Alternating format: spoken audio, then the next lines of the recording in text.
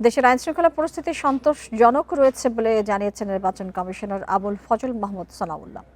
বিকেলে আগারগাঁওয়ে নির্বাচন এবং গণভোট নিয়ে সেনা, নৌ এবং বিমান বাহিনী প্রধানদের সঙ্গে প্রধান নির্বাচন কমিশনারের বৈঠক শেষে এসব কথা জানান তিনি।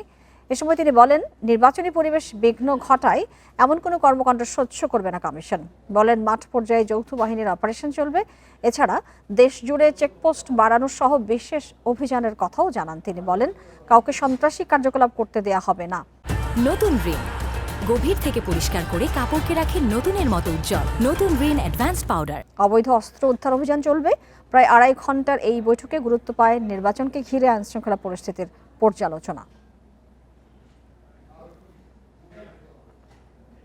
নির্বাচনের পরিবেশ বিঘ্নিত করে এ ধরনের কোনো ধরনের কর্মকাণ্ড সহ্য করা হবে না এবং বাহিনীসমূহকে কঠোর নির্দেশনা দেওয়া হয়েছে।